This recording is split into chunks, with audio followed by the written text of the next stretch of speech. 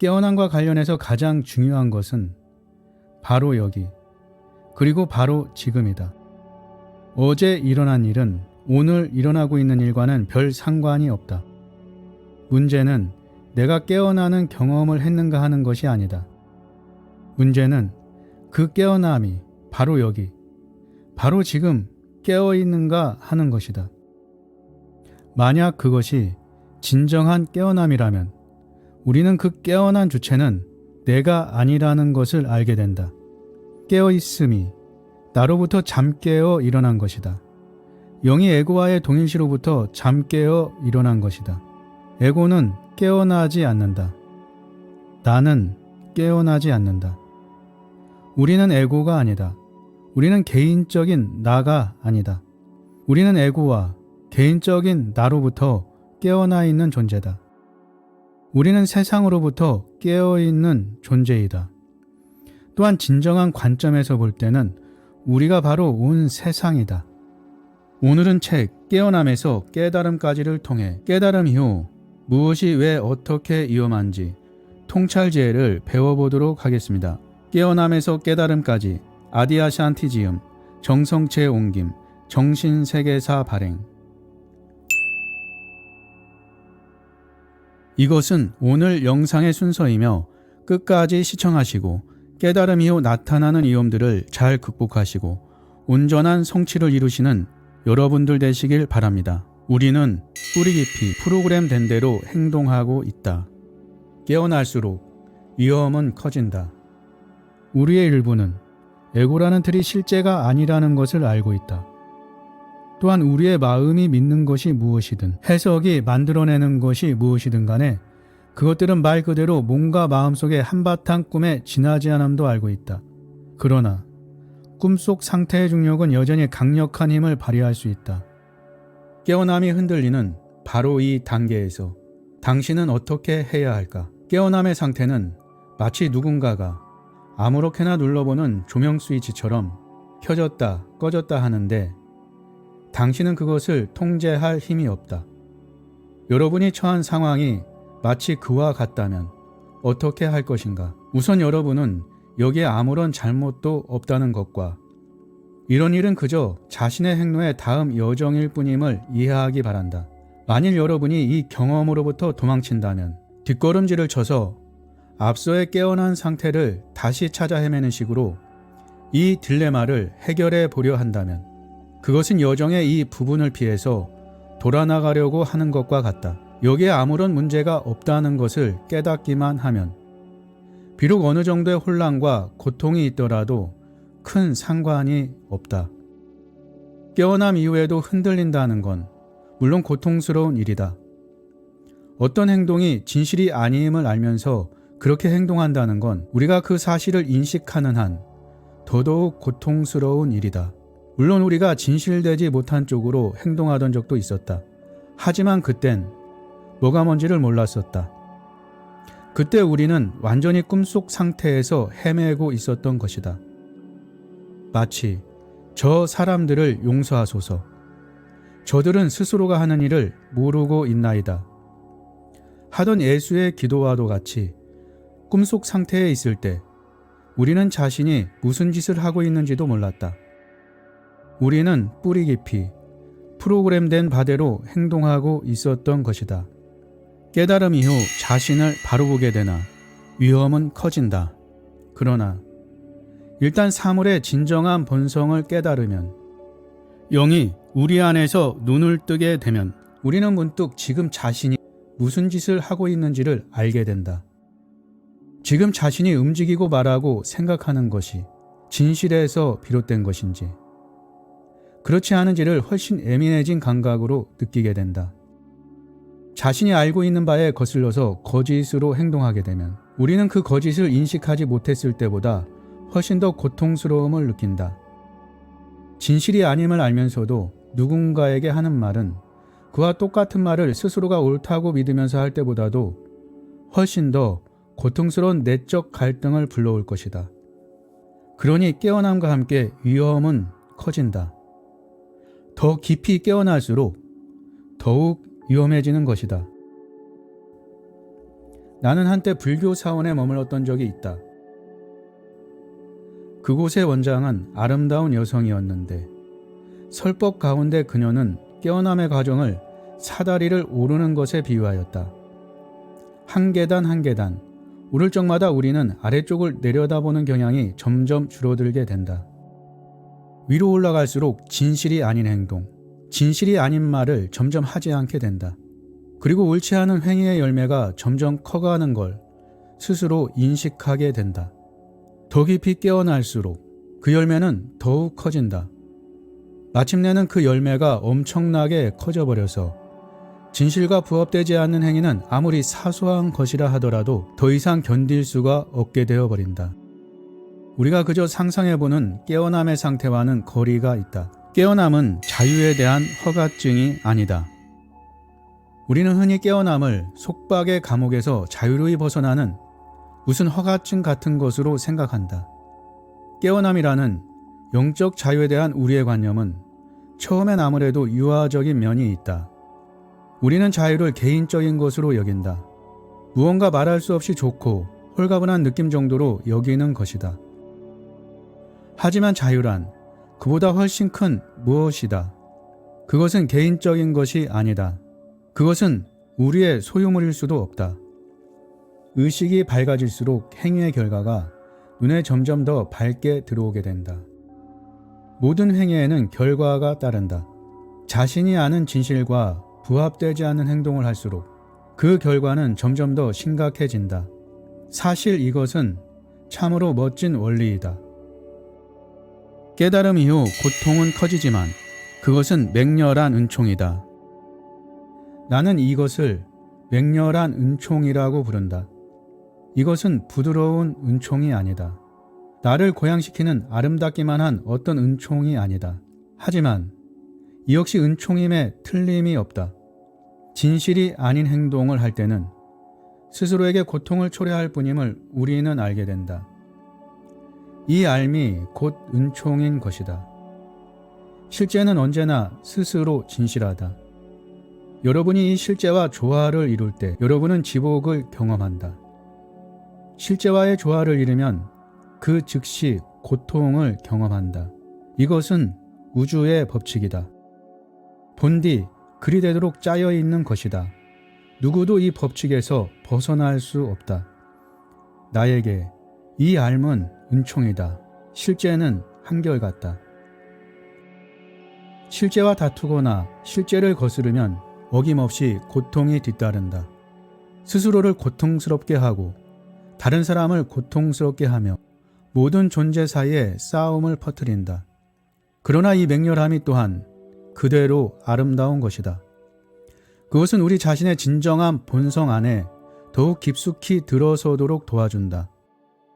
우리는 자신의 진정한 본성에서 벗어난 어떠한 행동도 자신에게 파괴적일 뿐만 아니라 그에 못지않게 세상과 주위의 모든 이들에게도 파괴적이라는 사실을 마침내 깨닫게 된다.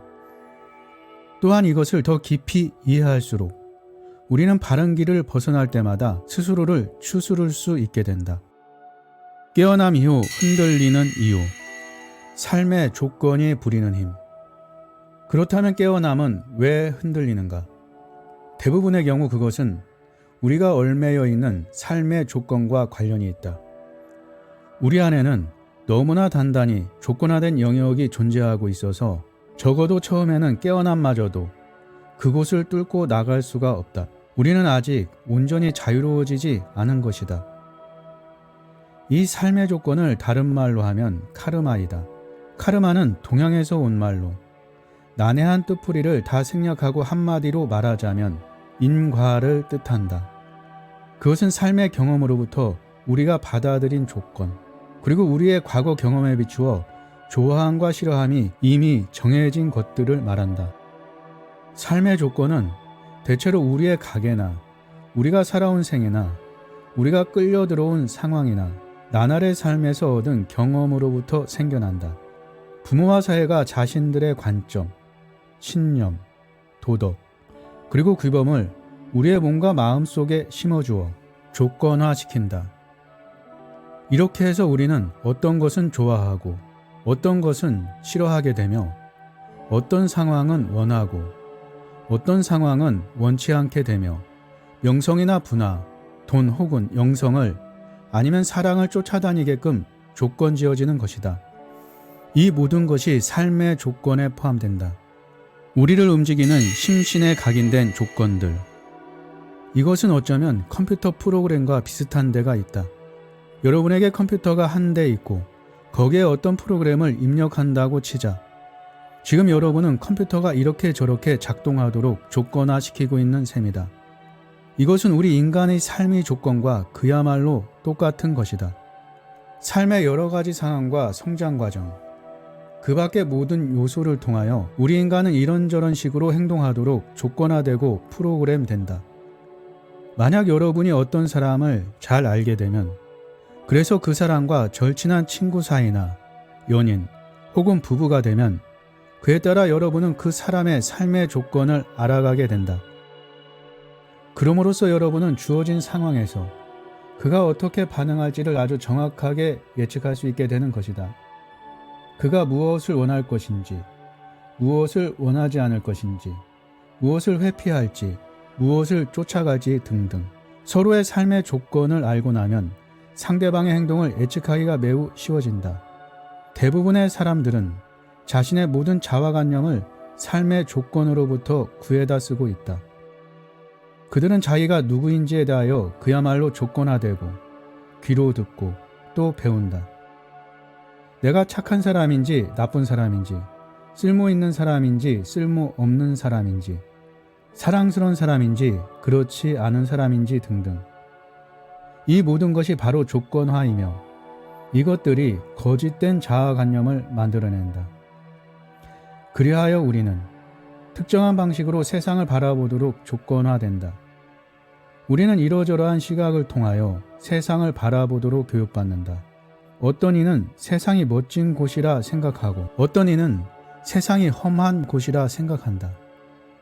어떤 이는 자유분방한 성향을 지니는가 하면 어떤 이는 보수적이다. 이 모두가 심신에 각인된 삶의 조건이며 이 모든 것이 인생과 자기 자신을 이분법적으로 바라보는 관점을 형성하게 한다. 내가 삶의 조건을 거론할 때 의미하는 것도 바로 이 이원성이다. 깨달음과 카르마는 관련이 없다. 진정한 깨어남의 순간에 영 또는 의식은 이 삶의 조건으로부터 자유로워진다. 우리의 의식은 마치 꿈에서 깨어나 일어나는 것처럼 자신의 조건화된 상태로부터 갑자기 깨어난다. 지금까지 조건화되어 있던 가짜 자아로부터 깨어나는 그 순간에서야 우리는 삶의 조건이 짓누르고 있던 엄청난 무게를 실감하게 된다. 깨어남의 순간과 그 이후에 한참 동안은 이러한 삶의 조건의 얽매인 상태가 다시 찾아오거나 문제를 일으키리라는 느낌 따위는 추호도 들지 않는다. 이것은 깨어난 상태를 보여주는 징표 중의 하나이다. 다시는 조건화된 자아를 나 자신으로 보게 되지 않으리라는 어떤 느낌이 있다. 이제 또다시 분리된 상태로 되돌아가는 일 따위는 상상도 할 수 없어 보인다. 모든 게 끝났다는 결정적인 느낌이 이 깨어있는 상태 안에 자리 잡고 있다. 그럼에도 불구하고 깨어남을 경험한 사람들 대부분이 어느 시점이 되면 자신의 삶의 조건이 다시금 고개를 쳐드는 것을 목격한다.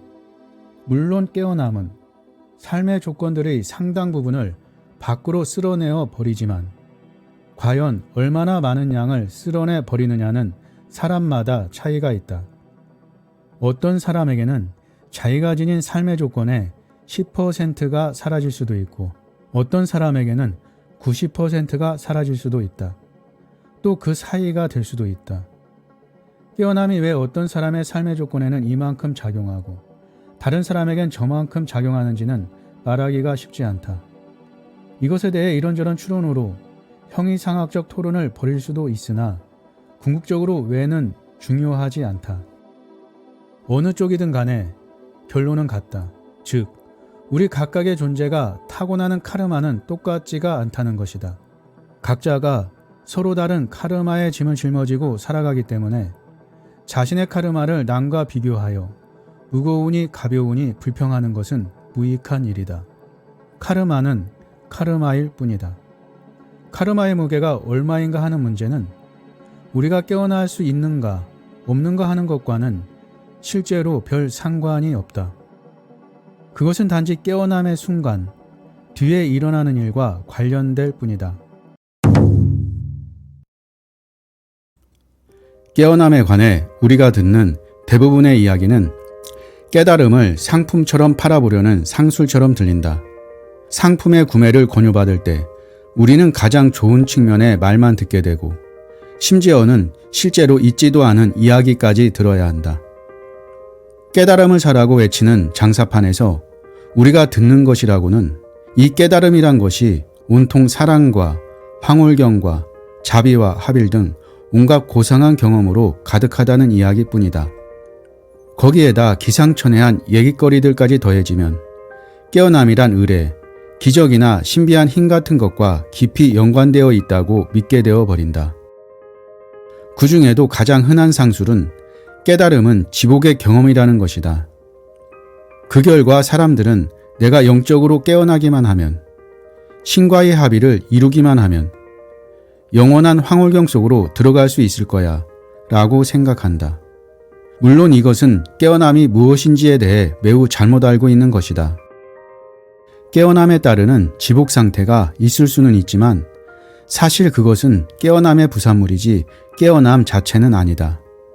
그 부산물을 쫓아다니는 동안에 우리는 진짜를 잃게 된다. 이것은 문제라고 할 수 있다. 오늘은 아디아 샨티가 말하는 진정한 깨어남, 깨달음이 무엇인지 배워보도록 하겠습니다. 영적 수행법들은 대개 깨어남의 부산물만을 재생할 뿐이지 깨어남 자체를 선물하지는 않기 때문이다. 우리가 어떤 명상기법을 배울 때 예를 들어 진언을 애운다든가 찬송을 부른다든가 하면 어떤 긍정적인 경험들이 솟아나온다. 사람의 의식은 엄청나게 유연해서 영적 수행이나 기법 또는 고행 따위에 참가하면 깨어남의 부산물, 지복의 상태나 열림의 현상 등을 많이 경험할 수 있다. 그렇지만 대부분은 깨어남의 부산물뿐, 정작 깨어남 그것은 얻지 못한 채 끝나고 만다. 깨어남이 무엇이 아닌지를 아는 것, 그것이 중요하다. 그럼으로써 더 이상 깨어남의 부산물만을 쫓아다니지 않게 되는 것이다. 우리는 영적 수행을 통해 뭔가 긍정적인 감정 상태를 얻어보려는 추구를 포기해야만 한다. 깨어남의 길은 어떤 긍정적인 감정 상태에 관한 것이 아니다. 오히려 깨달음이란 전혀 쉽지도 긍정적인 것이지도 않을 수 있다. 우리가 가진 망상을 부수기란 쉬운 일이 아니다. 오랫동안 지니고 온 인식을 놓아보내기가 그리 쉬운 것이 아니다. 오히려 큰 고통을 주고 있는 그 망상들을 직시하는 것에조차 엄청난 저항을 느낄 수도 있다. 이것이 바로 우리가 깨어남의 원정길을 떠날 때 지금 자신이 무엇을 향해 자신을 던지고 있는지를 모르고 있는 부분이다. 실제에서 실제로 이어져 들려오는 진실한 목소리. 깨어남으로 손짓하는 진실된 그 목소리는 우리 안에 깊숙한 곳에서 울려나온다. 그 소리는 좋은 기분보다는 진리를 더 염원하는 바로 그곳에서 나온다.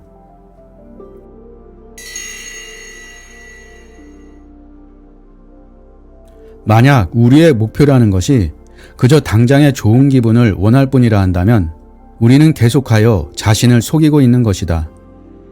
지금 이 순간에 멋진 기분을 원하는 그 생각이 바로 우리가 스스로를 속이는 방식이기 때문이다. 어떻게 보면 망상이라는 것이 우리를 기분 좋게 만드는 것 같기도 하다. 우리는 이런저런 기분에 집착해서는 안 된다. 누구나 더 나은 기분을 원한다. 그건 인간의 경험적인 본능이기도 하다.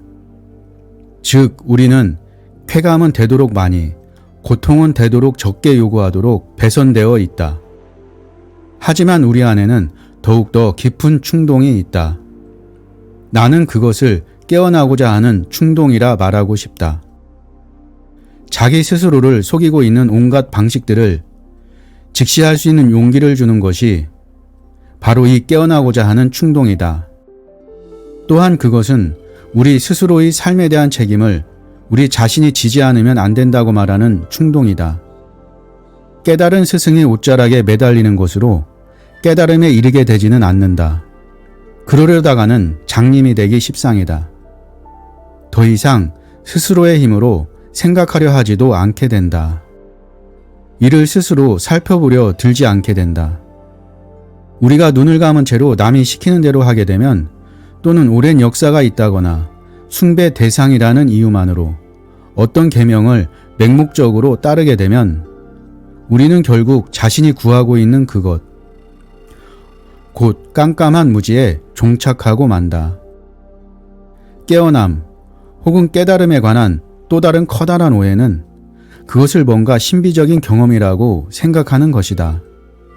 천지 자연과 하나가 된다거나 바닷속으로 녹아든다거나 또는 신과 합일된다거나 하는 경험을 기대할 수도 있다. 이것은 올바른 것이 아니다. 또한 깨어남이란 것이 무슨 엄청난 통찰, 예를 들어 온 우주의 이치를 깨달았다든가 또는 실제의 내부 메커니즘을 통찰했다든가 하는 것을 뜻하지도 않는다.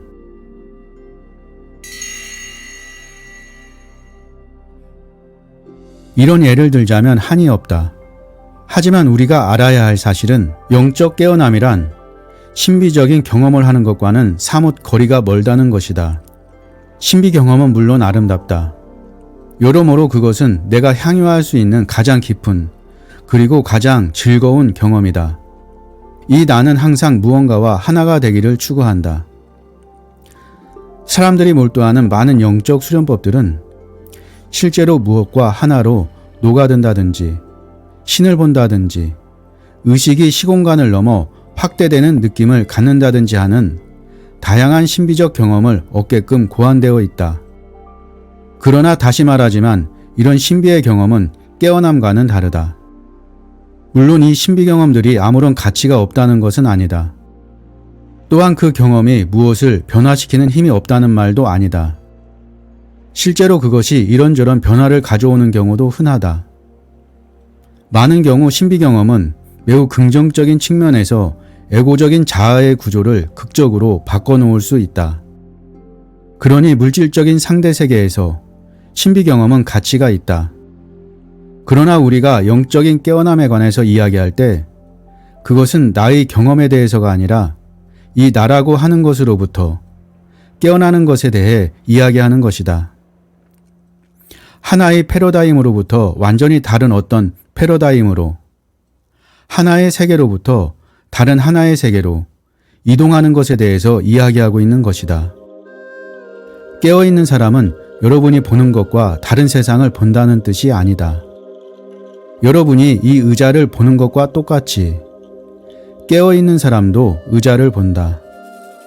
여러분이 자동차를 볼 때 깨어있는 그 사람도 역시 같은 자동차를 본다. 차이점이라면 완전히 깨어있는 사람은, 즉 이원성의 베일 저편에 건너가 있는 사람은 나머지 사람들에게는 서로 다르게 보이거나 유별나게 보이는 물건들이 근본적으로 똑같이 인식된다는 점이다. 의자를 보지만 동시에 자신을 의자와 별개의 무엇으로 여기지 않는다. 우리가 보는 것, 느끼는 것, 듣는 것 하나하나가 모두 말 그대로 동일한 것의 한 현현인 것이다. 진정한 깨어남의 징표는 구함이 끝나는 것. 진실되고 확실한 깨어남을 경험하면 우리가 누구이며 무엇인지가 분명해진다. 그에 대해서는 더 이상 의문의 여지가 없게 된다. 그건 이제 끝난 얘기다. 진정한 깨어남의 징표는 구하는 행위가 종식되는 것이다. 즉 여러분은 더 이상 밀고 당기고 하려는 흥을 느끼지 않는다. 구하는 자는 그 나름으로 하나의 가상현실로서 기능하였을 뿐 또 그렇게 사라져간다. 어떤 의미에서 구하는 자는 그 할 일을 다 마친 것이다. 그는 의식 혹은 영으로 하여금 꿈속 상태와의 동일시로부터 빠져나오는 데 필요한 힘을 주었고 본래의 존재 상태로 돌아가도록 도와준 셈이다. 만약 그 깨어남이 머무는 형태의 깨어남이라면 구하는 자와 구함은 모두 완전히 녹아 없어질 것이다. 반면에 그 깨어남이 스쳐가는 깨어남이라면 구하는 자와 구함은 녹아내리고 있는 도중이라서 아직 완전히 녹아 없어지지는 않았을 것이다. 그 어느 쪽이든지 간에 구하는 자가 녹아 없어진다는 사실 그 자체가 사람의 삶을 변화시킬 수 있다. 영적인 행로를 걷는 이들은 온통 구도자, 구하는 자라는 자아상의 탈을 덮어쓴 채 살아왔을 것이다. 삶이란 문자 그대로 영적 축으로 신, 합일 상태, 깨달음을 향한 열망으로 정의되었을 것이다. 그러다 벼랑간에 깨어남이 일어난다. 구하는 자와 구함과 영적 갈구에서 생겨나 쌓아 올려진 모든 에고의 구조물들이 갑자기 사라져 없어진다. 우리의 자아상은 그저 있는 그대로 별 의미 없고 쓸모없는 것으로 바라보이게 되면서 떨어져 나간다. 끝까지 시청해주신 여러분께 감사드리고 이번에 저의 채널에서 여러분의 그동안 꾸준한 성원 덕분에 채널 멤버십 프로그램을 개설하게 되었습니다.